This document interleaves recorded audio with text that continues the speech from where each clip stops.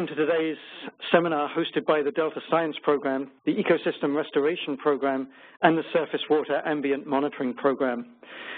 For those of you who are calling in or watching the seminar from the web, we would ask you that if you can mute your phone lines unless you're speaking, because it reduces the amount of background noise as we are recording this seminar. It's really a great pleasure personally for me today to welcome Professor Roger Falconer to deliver his talk on the Severn Barrage, and I'll let him give the introduction to that. Roger is currently a professor of water management at the University of Cardiff. This is an endowed professorship by CH2M Hill. He is also the director of Hydro-Environmental Research Centre at the University of Cardiff. Roger received his PhD in civil engineering at Imperial College, London, and went on very quickly to become the youngest full professor in civil engineering in the UK. I don't know if that's still the record, Roger, but for those of you who know the system, usually it takes you 20 years to get to where Roger got in about the first 6 or 7 years of his academic career. He's received many academic awards and accolades from industry. He's a fellow of the Royal Academy of Engineering. He also chairs the UK Research Excellence Framework for Civil Engineering. This is the national program that judges the value and performance of academic programs. And in his spare time, he's the president of IHR. This is the oldest international water research professional organization in the world, and there's members in most countries of the world. As you'll see, he is also an outstanding speaker, probably from his Welsh genes. And one of the lessons I learned very early in my career, never follow Roger in a talk you.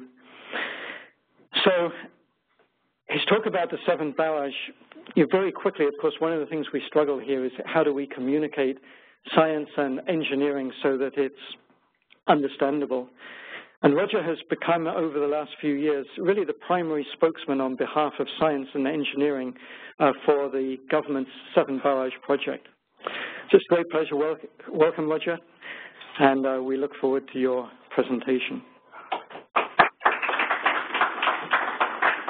Thank you very much, and thank you for inviting me. Can you hear me okay at the back? Good. I gave a talk just a couple of weeks ago to a Rotary Club in Wales, and halfway through my talk, a gentleman at the back stood up and said, "I can't hear you, Taff," which is a name for Welsh people. It was very disruptive then because everybody from the front moved to the back. Okay, so I'm going to talk to you about, that's excellent. That's fine, that's fine. That means people can go to sleep if they're not interested in the Severn Barrage.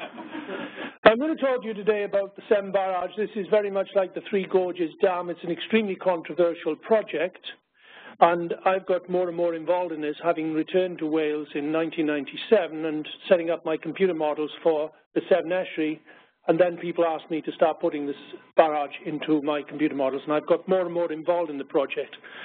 And I question whether some of the environmental concerns that are expressed regularly on television are such serious concerns. So I just have to show this we're funded by these two organizations. So I should also say that any views I express here are not necessarily reflecting the views of either Cardiff University or CH2M Hill. This is a very controversial project. But maybe I could just talk firstly about some of the background. Well, we have a growing worldwide increase in energy demand, and particularly in dynamic economies like China and India. I've been going to China for over 30 years, and it saddens me at times because I meet politicians and business people from the UK who come back and say there's no way we're going to meet our renewables obligations because of the way the Chinese economy is shifting and the way that they're burning coal, etc., etc. And it's as though all the blame that we face in the future is attributed to China and to a certain extent India. But the trouble is that these politicians and business people always stay in the Marriott and the Sheraton and so forth, where it's really warm in cold Shanghai and so on. But if you go south of the river, the Yangtze, for example, even today, professors, neurosurgeons, consultants, dentists and so forth, they have homes which invariably don't have hot water, and they don't have much in the way, if any, heating. So what the Chinese are wanting today is what people like myself took for granted 61 years ago. When I was born 61 years ago, we had heat and hot water in my house and so forth. So there is this huge growing increase in demand in countries like China. Then we have climate change, which in my country we had a massive storm in 2004, and the vast majority of the British public were completely convinced it was a very small stream. I'm not talking today about flooding, but a very small stream. It became a raging torrent. 100 cars were picked up from a car park and moved into the sea. It was called Boscastle, and from that day forth, most people, the lay people in Britain who are not scientists, are totally convinced that climate change is here in a big way. And it was just that one event which really transformed people's views. But we don't only face the challenges of climate change, we also face massive challenges with population growth, which people don't really want to talk about in my experience, but we have to address it as a global community. We then have a huge enthusiasm to decarbonize, so we're shifting towards electric cars. That's going to put a big increase on the demand for electricity. So we're facing massive growth in my country as well as most others for increased electricity demand. We also belong to the EU, rightly or wrongly. We in Britain have a lot of reservations about belonging to the EU, but we're in there kicking and screaming. And we have targets imposed on us by the European Union, which we legally have to abide by. And some of these targets are leading to short-term decisions. For example, a target of meeting 20% of our energy renewables, that's electricity, by 2020. And the barrage, for example, would not be able to meet that. So we're making short-term solutions to put wind farms everywhere and wind turbines up everywhere, rightly or wrongly, simply to meet this 2020 target when the barrage might not be completed until 2025. Then we look at, there's a huge enthusiasm in my country and much of Europe for wind energy. The problem with wind energy is unpredictable, and that poses major problems for us. We had 6 weeks of the coldest winter we've had for many years, 2 years ago, and during that whole 6-week period we had virtually no wind. The advantage of tidal energy is predictable. We can calculate in the Severn Estuary, for example, in your case, San Francisco Bay, you can calculate the tides next week, next year, and in 10 years from now, and you can predict it very accurately indeed. And you can calculate the power very accurately. So we have a major rugby match in Britain, for example, which is Wales vis-a-vis England. And every year this match is packed to capacity and everybody watches this on television and so on. Now, we can play that match any time between January and the end of March, and so that 4 o'clock in the afternoon matches peak spring tide in the Severn Estuary, which I'm going to talk to you about shortly. And we don't care what happens if you're a Welshman and when we play that match, as long as Wales thrashes England. But the point I want to make from the serious perspective is that tidal energy is predictable, and that's very attractive to an engineer. And the Severn Estuary in the UK is an ideal site for tidal renewable energy for a number of reasons. But I just did some rough calculations last night and worked out that it would produce 10 times as much power as if you were to put a barrage across the mouth of San Francisco Bay, for example, where the Golden Gate Bridge is. I'll come back to that briefly. Now, we know the problems of climate change. These are well and truly documented. Some people may not accept them. A lot of politicians in the UK don't always accept them. But we do know that we're heading for, or we're anticipating a temperature rise of 3 to 4 degrees over the next decade. Next century. And that's going to lead to massive problems, et cetera, with decarbonisation. But the other one is the perfect storm. And by 2030, the world's population will have increased from 6 billion to 8 billion. That means a huge increase in food, water, and energy. The problem is for people of my generation, people are apt to think, well, 20 years is a long way into 30 years is a long way into the future, and people don't even imagine what the consequences are of this huge increase in the population growth. It's not that long into the future. I remind people in my talks, it was only nearly 30 years ago when Nelson Mandela walked out of that prison in South Africa, and everybody of my age remembers that very vividly. So 30 years into the future is not very far ahead in time. The other problem we have is that people think this is only a problem in Bangladesh, Pakistan, and a few countries in Africa. but in fact, even in the UK, it's going to be a big problem because our population is going to increase from 61 million to 71.6 million, and that doesn't include any immigrants from the new countries that might come from Eastern Europe.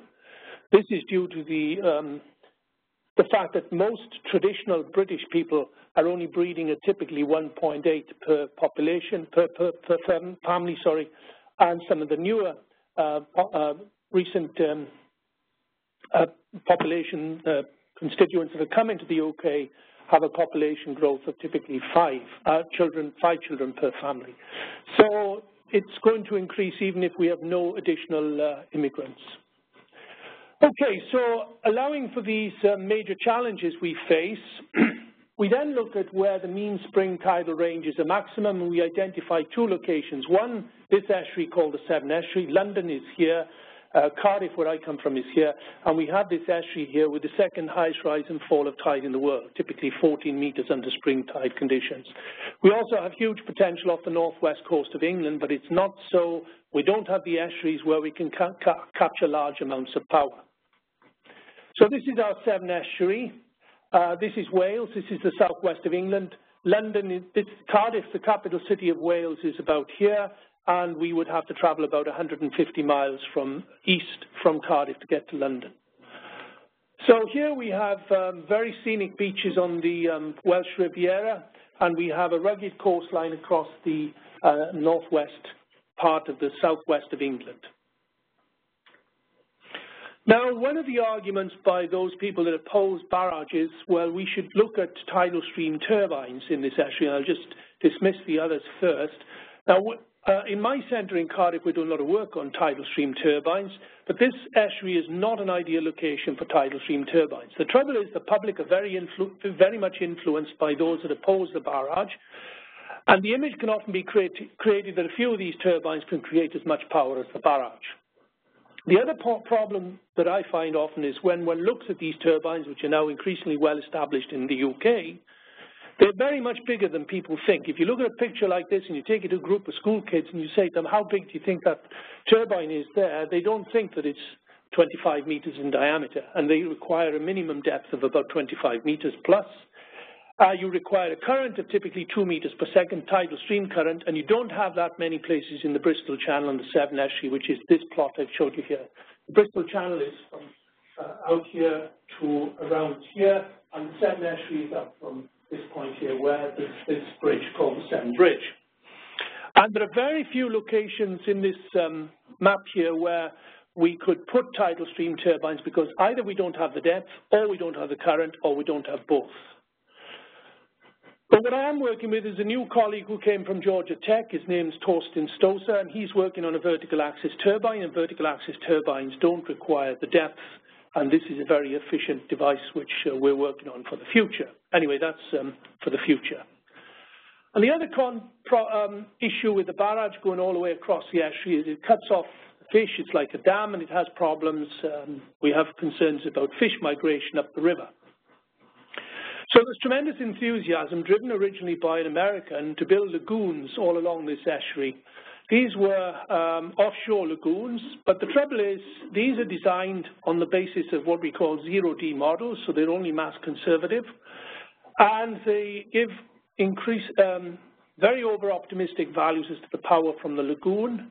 And also people don't appreciate the size of some of these lagoons. There's a serious proposal at the moment which is likely to go ahead, which is to build a lagoon in Swansea Bay. This lagoon equates to the size of 1,620 football pitches, and a British football pitch would not be that dissimilar in size to your football pitches. This is a relatively small bay, Swansea Bay. It's west of Cardiff. It's about 40 miles west of Cardiff. You would need to build, and this lagoon is 11.6 square kilometres. There was proposals to build lagoons of this size in the Bay of Fundy, 3 lagoons, and it was established that they would cause water level rises along some of the eastern states. Boston, I think, was one to start with. But you would need to build 42 of these lagoons to get the same amount of power as the Severn Barrage.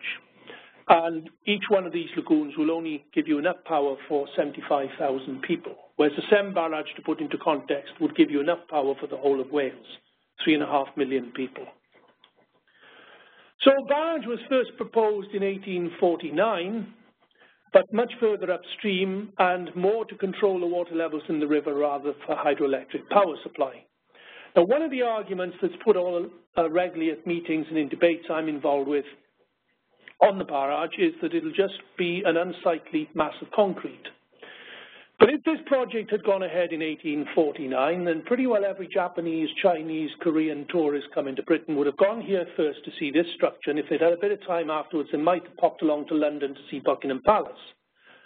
Now, with the consulting companies we've got today, either mainly taken over now and owned by US companies, but CH2M, Hill, Bechtel, Buro Happold, and Arabs and so forth, if we want to spend the extra money and make a structure look really attractive, we can do that. So I don't buy the argument that it'll just be a concrete eyesore. So let's now remind ourselves of the power, because this is one of the problems we have in the UK with the barrage being equated to just a handful of small turbines. We know that in simple terms, the power is proportional to the planned surface area times h squared. We know that the Severn Estuary has the second highest rise and fall of tide in the world of 14 meters. And if we look to the location as to where the Severn Barrage is going to go, and I'll put this in a sketch in a minute, called the Cardiff to Western line, it will impound 500 square kilometers of water.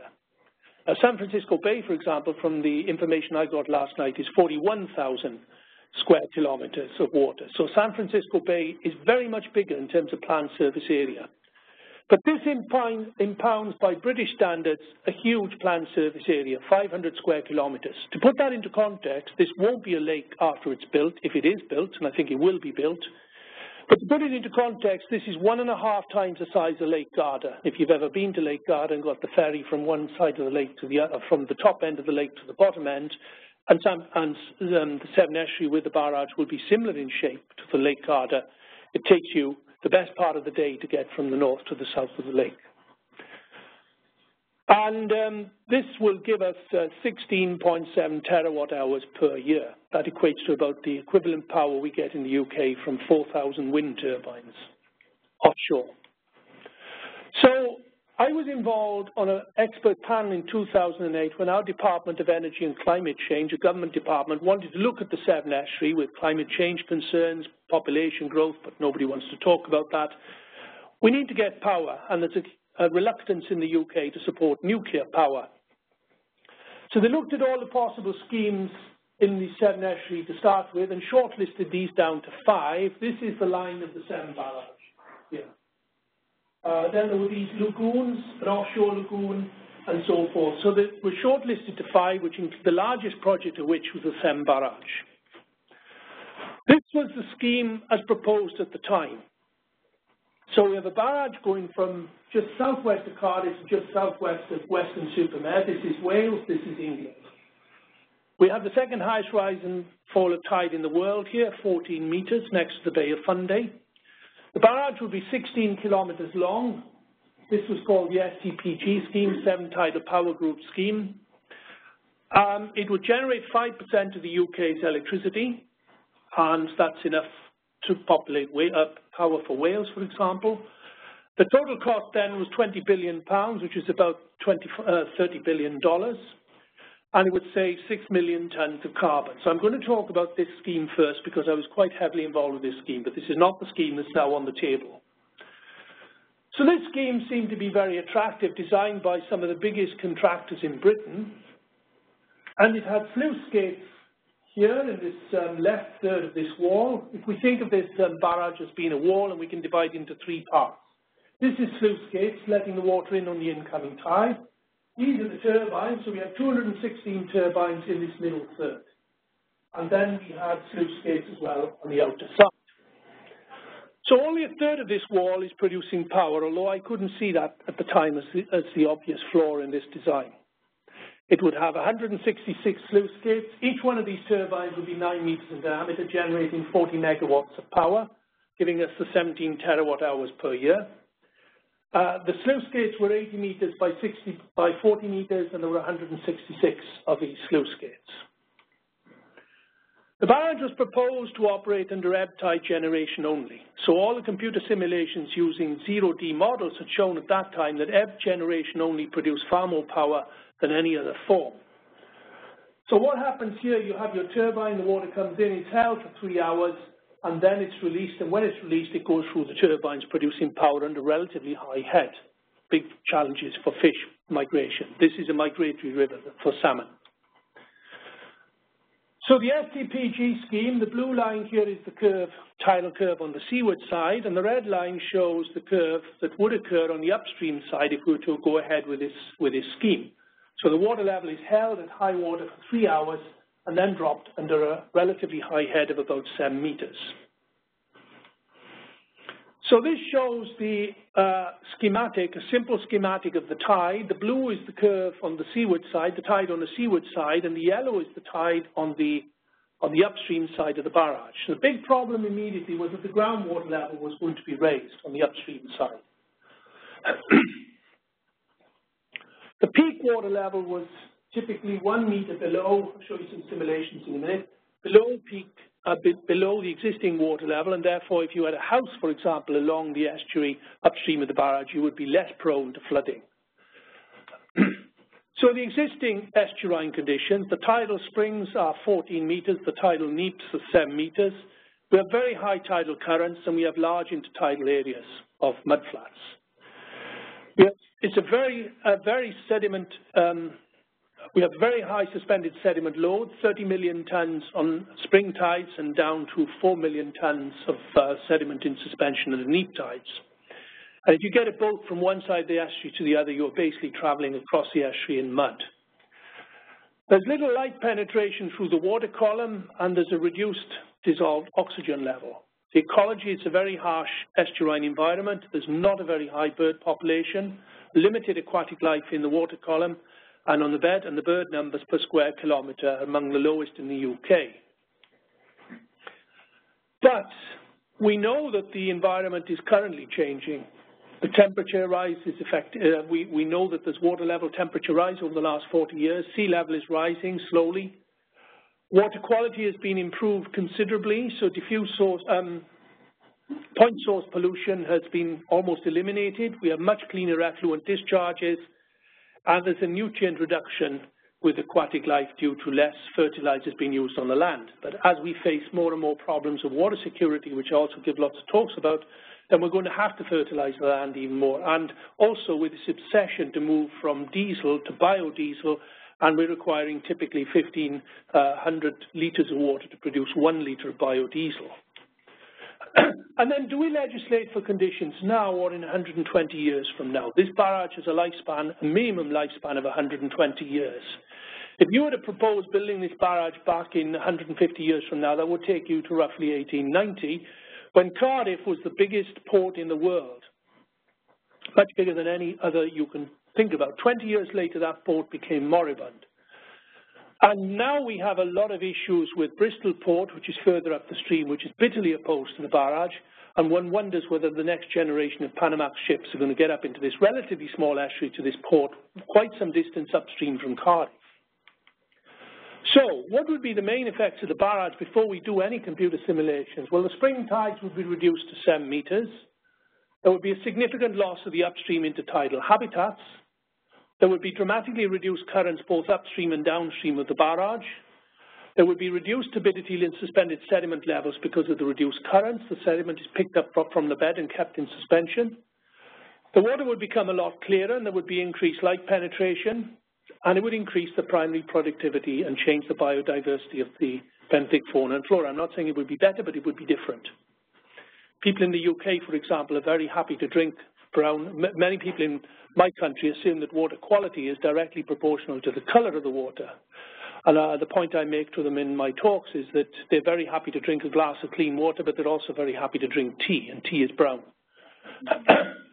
The upstream tidal range of the barrage, even if this were built as an STPG scheme, would still be 7 meters, and that would make it still make it a macro tidal estuary, and it would be a large tidal range compared to most estuaries around the world.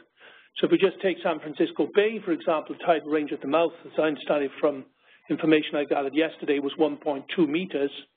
And so you can see how large this would be, even if the barrage were built compared to, say, for example, San Francisco Bay. And I worked out, if you go back to that power equation and you were to build a barrage across the bay, I worked out you'd get at most about 10% of the power you'll get from the Severn, because our range is so large. So we're now using computation models to analyze these problems. We have a physical model in our laboratory, mainly for teaching purposes. It's quite small.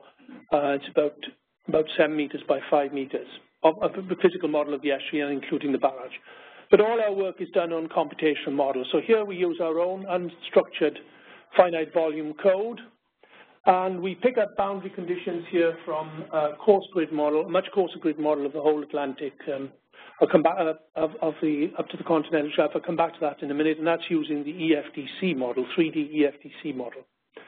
And then we can locate the barrage in or out of this estuary, and we go right up to the well beyond the tidal limit at New Haven. And just for information, there's a lot of towns up here beyond Gloucester where we have major flooding problems in the winter months. Not only in the winter, but mainly in the winter. Tewkesbury up to Non-Severn.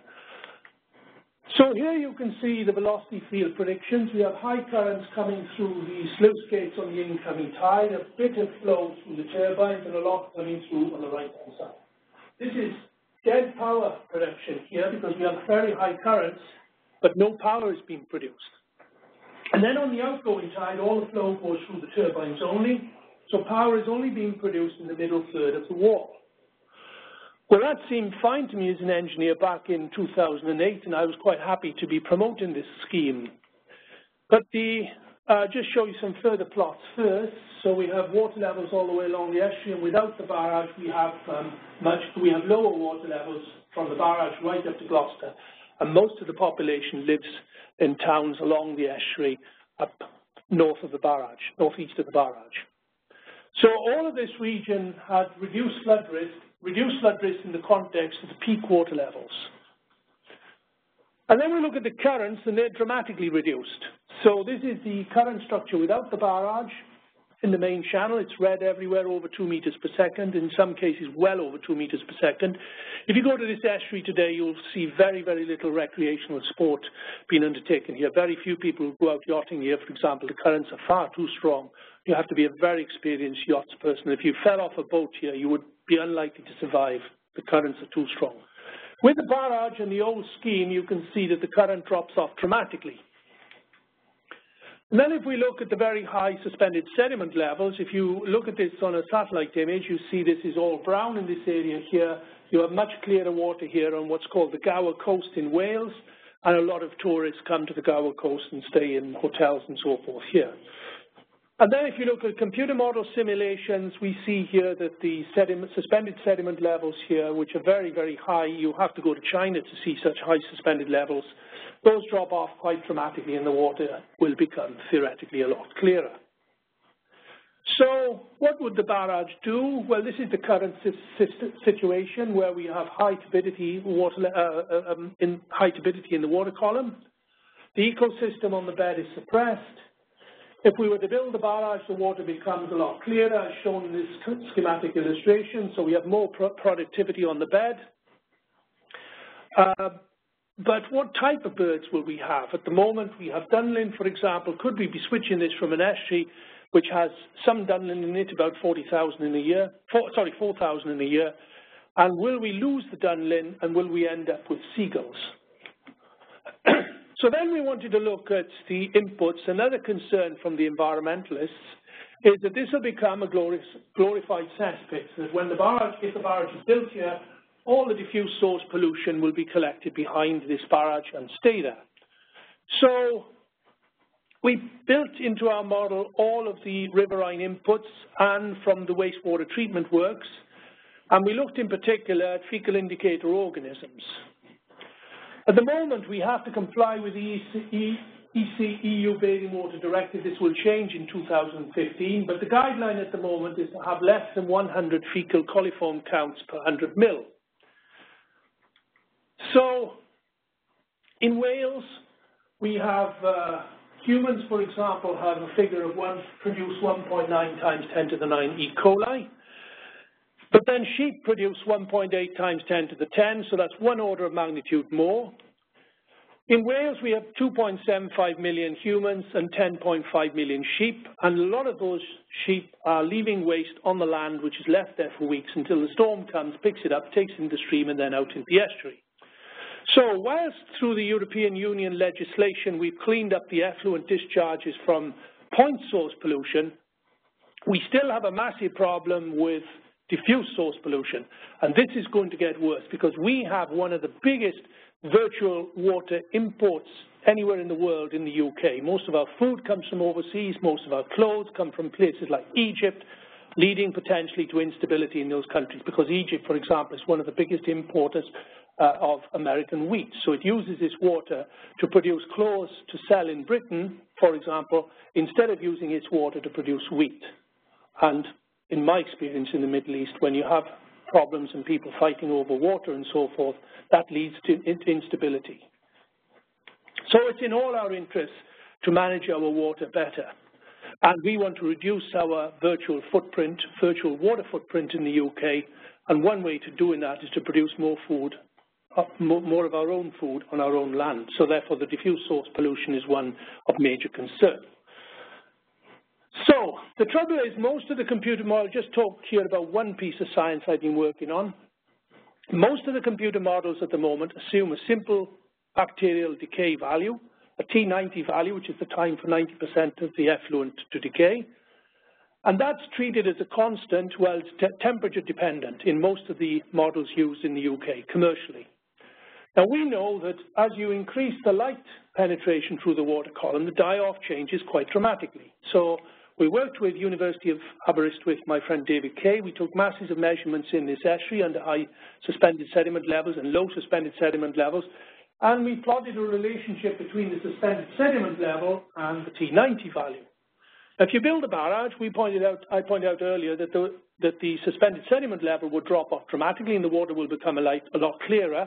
And so we're going to move much further down this curve and the T90 value will change. So we piecewise these empirical relationships for the Severn estuary, put these into our computer code, and then found that the bacterial levels were, sorry, I must have a hide for the next one, which is to show that basically when we treat the bacteria decay as a function of light penetration and solar radiation and so forth, that in fact we actually don't find that we get any reduction in the bacteria levels in the estuary. So there was still an awful lot of criticism of this project. It's been criticized worldwide by a whole range of the environmentalist groups. But the RSPB, that's our Society for Protecting Birds, were quite sympathetic to this scheme. Now, this scheme has a lot of engineering flaws because it was designed by a person called Rupert Armstrong Evans, and we get them almost every week, people writing into you saying, I've got this fantastic design for a vertical axis or horizontal axis turbine. Most of them are non-starters. But he's a one-man band, so I'm not wishing to imply for 1 minute that the environmentalists always support the one-man band, but they did support the one-man band here with quite a lot of enthusiasm. Well, this is built on a siphon spillway concept, siphon dam concept. So it has a lot of disadvantages from the engineering perspective there. You soon learn as an engineer to avoid a siphon if you can avoid it. And the other issue was you were going to have a very narrow gap here and now shipping through. Well, water will always take the course of least resistance, and therefore you'll get extremely high currents in the narrow gap, and I can't imagine many boats are going to go sailing through this gap. So there were a lot of flaws in this scheme, but my group at Cardiff University, we looked at all the positive attributes of this scheme. On the old barrage scheme, only 1/3 of the barrage was producing power, and to drain all that water outside from the impounded waterway upstream, you must have very high currents through those turbines. Now, this scheme has the advantage of the turbines all the way across. So we worked extensively on this and came up with a new design, and a new company is now promoting this called Havering Power. So this has 1,026 turbines. There are no sluice gates in this scheme, and the turbines are all the way through this wall. 1,026 turbines, each 9 meters in diameter, each generating only 6.3 megawatts of power. These turbines are designed by Rolls-Royce, And now we found that with two-way generation, we could almost get the same amount of power, 16.4 terawatt hours per year. This is because we were using a proper 3D CFD code rather than a 0D analysis. No sluice gates, the length is longer, the wall is longer to accommodate more turbines, 18 kilometers. The current cost is about $30 billion, pounds, which equates to about $40 billion, maybe more like $45 billion. Ship blocks, it would save 7.2 tons of carbon, and we could, if we wanted, put a rail and road on top. There is no problem raising these funds here. These funds will come from the sovereign wealth funds. There are plenty of countries around the world who are very keen to fund this project. For example, several years ago, there was a big article in the Financial Times that the Norwegian government had 600 billion euros in its sovereign wealth fund, and they wanted to spend this on secure, stable countries and renewable energy schemes. This is a renewable energy scheme in currently a stable country, so this is ideal, and it's only 1/10 of the cost of the 1/20th of the sovereign wealth fund of Norway, for example. But there are many other countries interested in funding this project, which I'll come back to shortly. With this scheme, with turbines all the way, we're getting back much more to reality. So we're now replicating the tide as it is now, but with a reduced tidal range. You've got this huge frictional loss as the water goes through this barrage with 1,026 turbines. So the peak water level has dropped quite significantly, but the groundwater level stays roughly at the same location as it is now. So if we were to build this scheme along the Havering Power design, as is now being proposed through government, then we will not affect the groundwater level upstream. This won't have it'll have very little effect on the tide locking, which was of concern before. The other advantage of two-way generation is we're producing power 4 times a day instead of just 2. This means we have less peak capacity to the grid, and we can play tunes with these turbines much more to get higher power when we need it, for example, in a Wales-England rugby match at half-time when we might want the maximum possible power from this scheme. So we have more flexibility in turbines which can generate on both ebb and flood tide. The next point I learned from this project was that in the scheme carried out for the 2010 Department of Energy and Climate Change studies, the modelling was undertaken by 2 well-known British companies, and they had their coarse grid model coming out to just this part of the Irish Sea here, and they closed it off here. And they found they had significant flooding, well, here we're predicting 10 centimetres, but along the West Wales coast. I had good contact with a friend of mine at Oxford and said, you can't study the Severn Barrage properly until you go out to the continental shelf where the tide is generated. I wasn't convinced, and this model takes ages to run, but I thought we'll do some runs and run our model right out to the continental shelf. So we ran it out to the continental shelf, and we found exactly the same as the previous studies. And here you can see why. You've chopped off the bottom half of the tide, and therefore the effect of the barrage would have significant implications in the far field. Here you can see effects on Ireland, and Ireland is not part of the UK. This is the northwest of England, and Wales and England are becoming increasingly divided as we have devolution more and more in my country. We have a vote next year to see whether Scotland comes out of the UK. And more recent studies show that there are even some effects possibly on the Norwegian coast. If we were to go for two-way generation, which is the scheme that's now being proposed, you can see that the far field effects virtually disappear. And the only implications for the barrage are contained completely within the Bristol Channel and Severn Estuary, the Bristol Channel being from here to pretty well this blue line here. So this plot is showing the difference between the water level without the barrage and with the barrage. So it's subtracting the one from the other. And we see here a significant reduction in the water level upstream of the barrage, but in some of the areas here in Wales, excuse me, Swansea Bay and Carmarthen Bay, we're seeing water level rises of typically 5 to 10 centimetres. So it's not a significant increase, half the size of a sheet of A4 paper. Then we look at the water levels. The water levels are significantly reduced upstream of the barrage. as a result of this huge frictional loss as we come through, as the water flows through the barrage.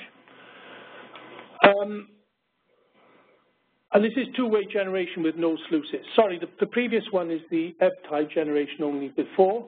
That's the old STPG scheme. And the new Havering Power scheme, we see we have even bigger reduction in the peak water levels of the estuary. So the reduced flood risk is even bigger.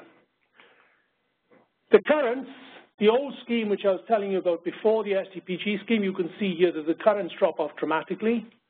With the new scheme, because we're replicating the tide much more closely upstream, you can see that the currents don't reduce that much.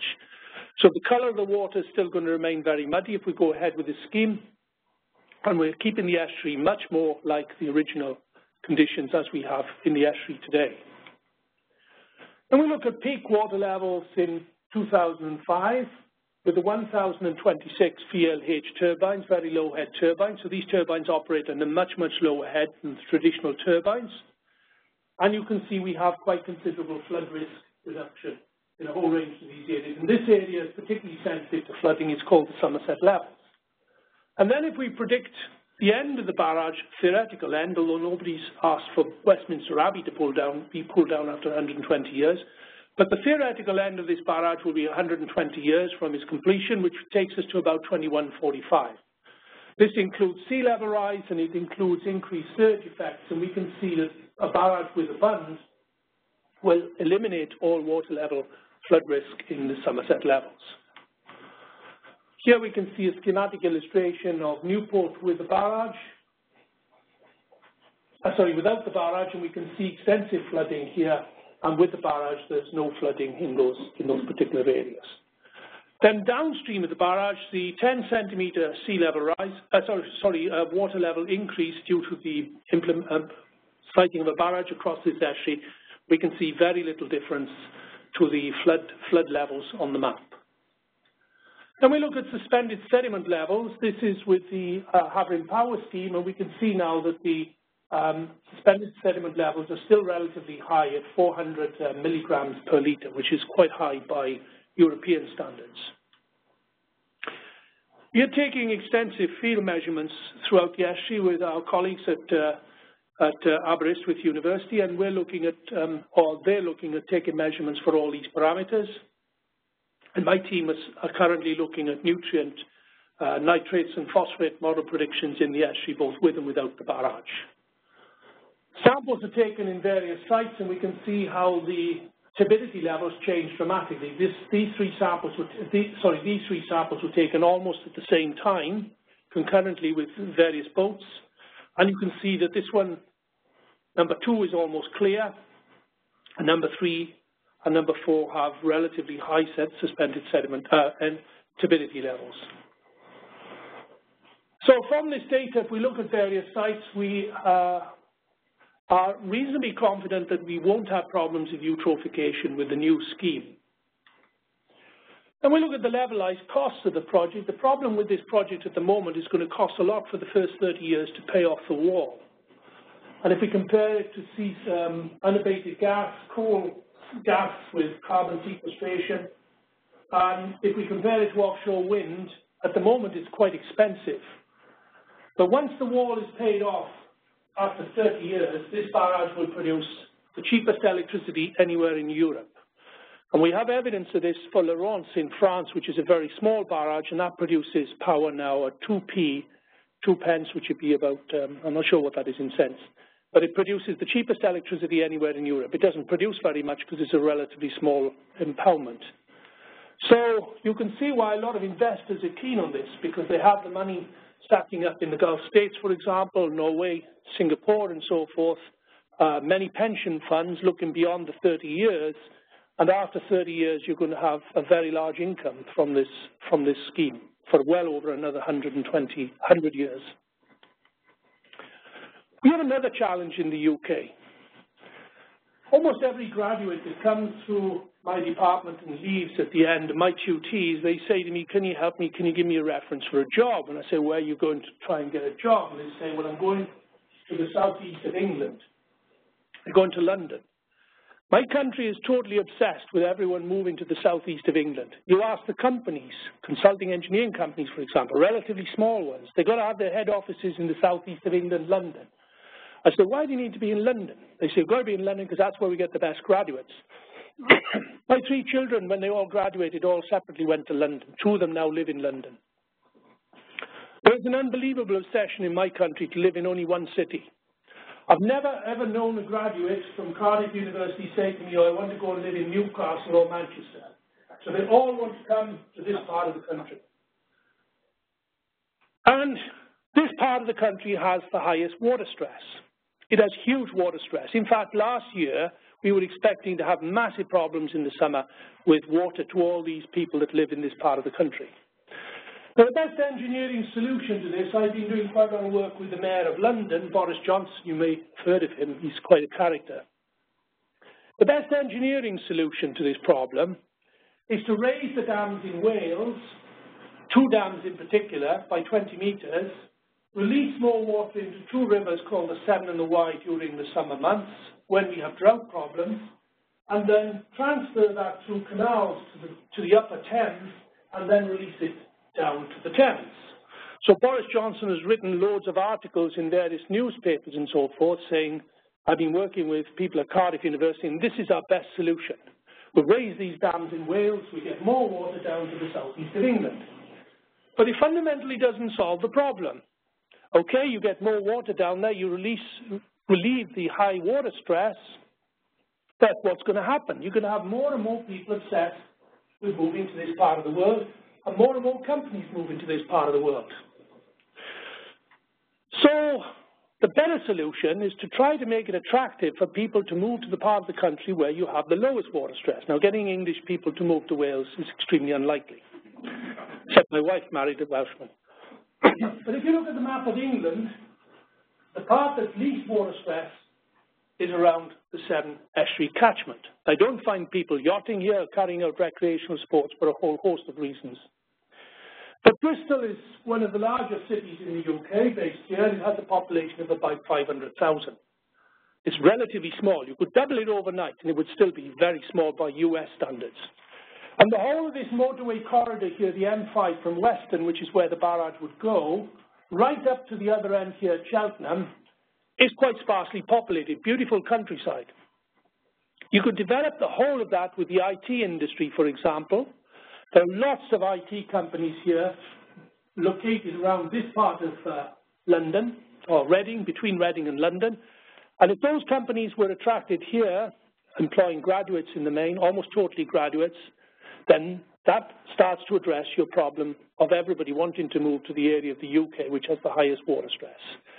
So the Severn Barrage, in my view, is not just a massive renewable energy project, but it also addresses the biggest unsustainable problem we have. We also have 10 more million people coming to live in Britain, or will be living in Britain, in the next 20 years, and the vast majority of those people will be living in this area here, which is totally unsustainable.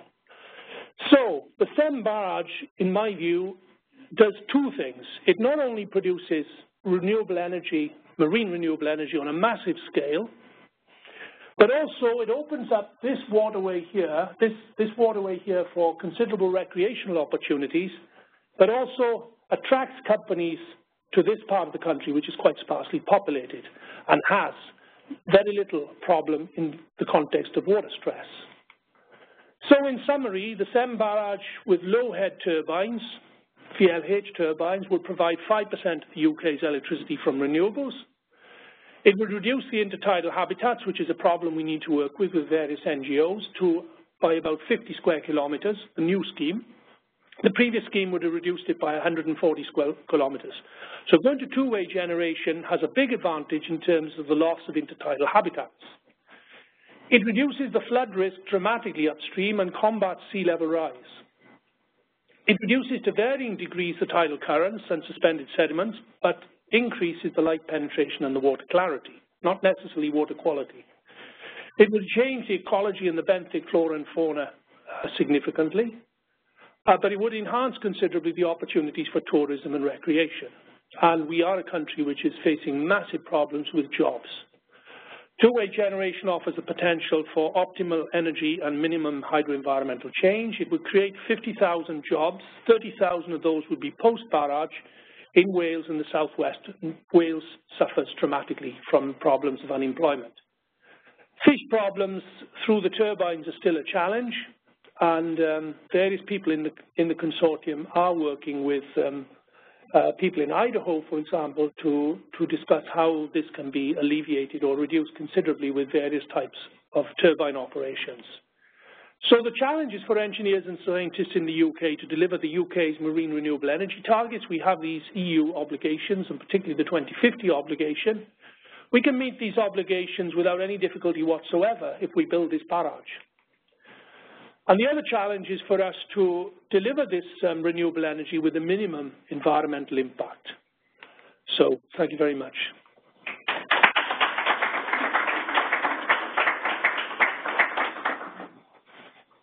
Thank you, Roger, and we have time for questions. Could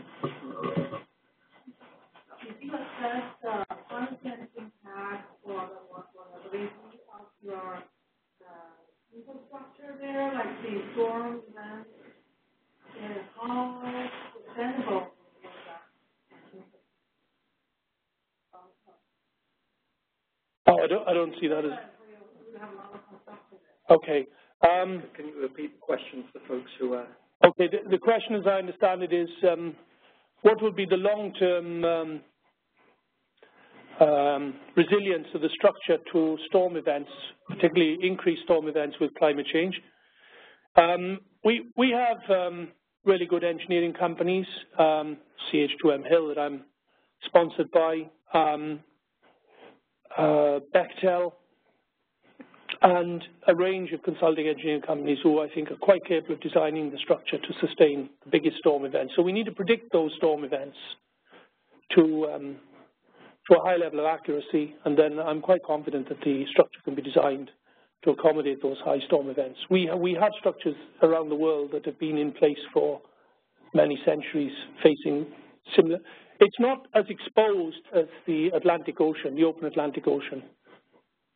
And we have a lot of information from coastal erosion. So I don't see that personally as a big problem. It's not my personal area of expertise. I did do coastal engineering years ago at university, coastal engineering in terms of structural design. But I don't see it as a big problem. What range would the project function or sea level rise go? Would it 1 meter, 2 meters? Where would it no longer function at? Does it go down over time? Sea level rise, that affects the output? Not significantly. We've done lots of computer simulations with the sea level rise predicted of 1 meter. The current prediction is that it'll be 70 centimeters over the next century. So we've done extensive simulations with up to 1 meter, and we've done a lot of simulations as well at 2 meters, not beyond that. There are some people, of course, who claim that sea level rise will be of the order of 7 meters over the next 150 years, 7 meters in the UK. James Hansen is one in particular, well documented. We haven't looked at anything like that. We've looked at the most severe sea level rise we've looked at is 2 meters. Roger, maybe I could ask a question. Clearly this is a very controversial project, even within the environmental NGO community. What sort of processes do you have for debating differences of scientific opinion? How does the British government deal with it? Well, we've had a lot of political difficulties over the last 2 years. I think because Havering Power wanted to go down the route of what they call a hybrid bill. So they wanted to bypass a lot of the regulations and go straight to government. The government implements what's called a hybrid bill, as they are doing at the moment for the high-speed rail. This is not popular with the public. Well, I'm not sure that the public are too bothered one way or the other, but they are influenced heavily by what they see on television. The NGOs are bitterly opposed to this because they see it short-circuiting environmental legislation. So they prefer the normal channels of putting forward a proposal to a public inquiry and so forth. The trouble is, in Britain, we tend to stick very rigorously to EU laws. We're too gentlemanly in many ways. And, or that's an argument that's put across. Whereas the French would just get on and build this. They, many other countries in Europe would just go ahead and build it. And we have been looking at this now for 150 years. More seriously in the last 10 years for a number of reasons. Energy security is a big challenge to us. We get most of our energy at the moment from the Middle East, and we can see how that's become unstable in recent years. If you were to ask me 5 years ago which was the most stable country in Europe, in the Middle East, I would have said Egypt, and now we can see that that's also facing problems. So we're worried about energy security from the Middle East. We also get a lot of our gas from Russia, and most of our gas comes from Norway, but a lot has come, well, it mainly comes now from Qatar, but we get quite a bit from Russia as well. So most of Europe is very dependent upon, I better not say much more. But, so energy security is a real challenge, and energy prices are going up significantly. People are not too happy with wind turbines all over the place. They're not very effective, and they tend not to work when you desperately need energy.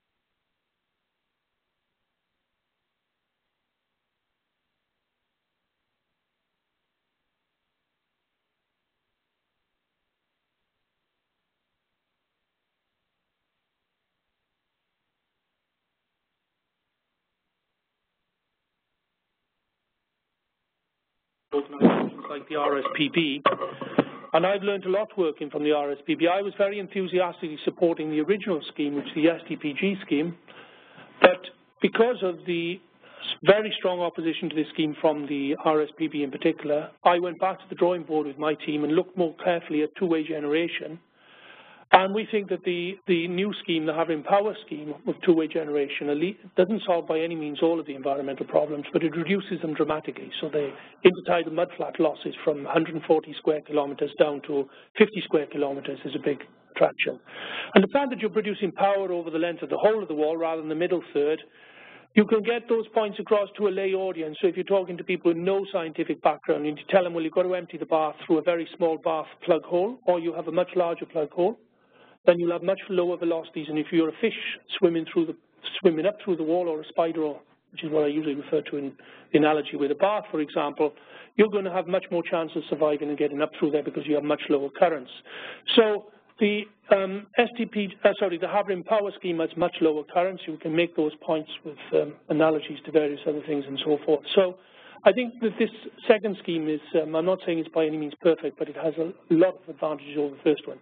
I had a debate last Friday, for example, with the RSPB, with the Labour Party, and so the debate tends to be usually myself and an NGO, often, not always, but often the RSPB. I personally find I get on quite well with them, but unfortunately there's a lot of politics played at the highest level. And we have had a lot of politics played in Britain recently because this scheme was going ahead quite smoothly below the radar screen. People like the RSPB and the World Wildlife Fund and the Wetlands Trust were aware of all the planning that was going into it. But we need £30 million at the moment, that's $45 million to do the environmental impact assessment study, and many say we need a lot more than that. But we need at least £30 million, $45 million to do this environmental impact assessment study.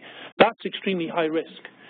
The $30 billion you need to build the project is low risk because the dam is basically a low-head dam.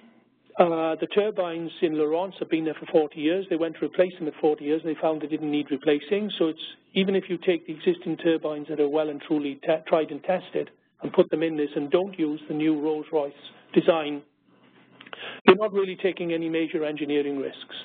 Clearly, it will be difficult to put the last caissons in place across the impoundment because of the very high currents that will be engendered in that short reach of the estuary. But it's, from an engineering perspective, it's not particularly challenging to a company like Bechtel or any major CH2M Hill and so forth. But the environmental issues are, this was then, we were working behind the scenes on this project and below the media radar screen.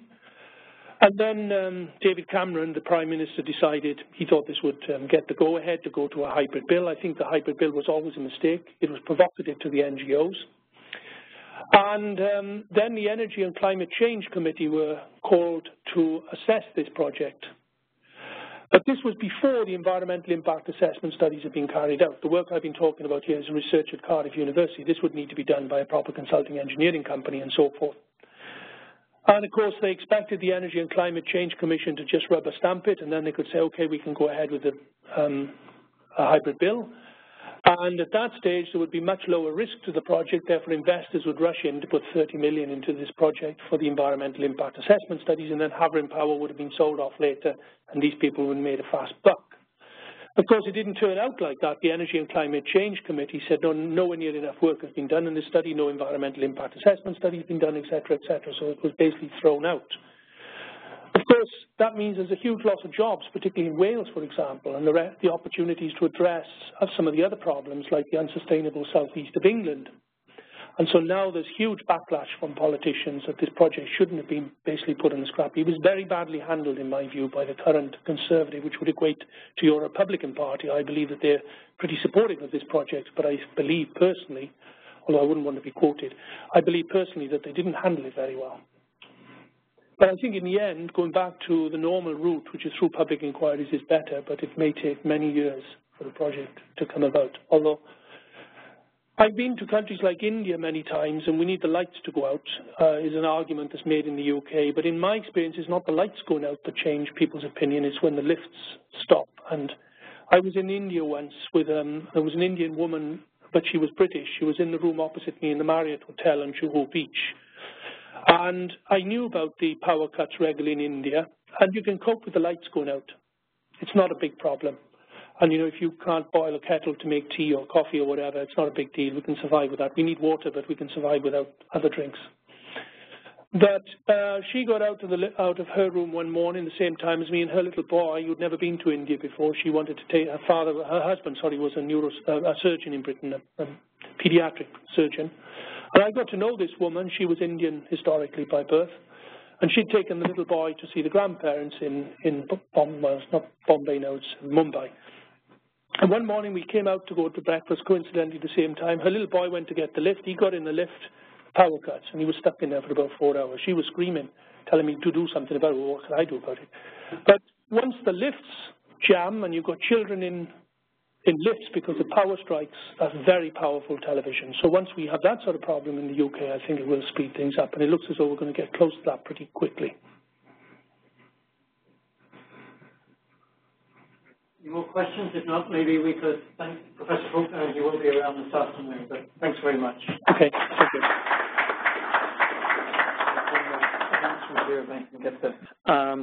Our next two brown bag seminars that are coming up, we'll just make a preliminary announcement. The details are on our webpage. On July the 29th, we have Neil Hughes, who will be talking about water property rights and markets in the Australian Murray-Darling Basin. And on August the 19th, Tom Keegan will present native fish use on restored tidal marsh habitat in North and South San Francisco Bays. So mark your calendar. So I'd just like to thank Professor Falconer again for coming up from San Francisco and changing his travel plans to do so. So thank you.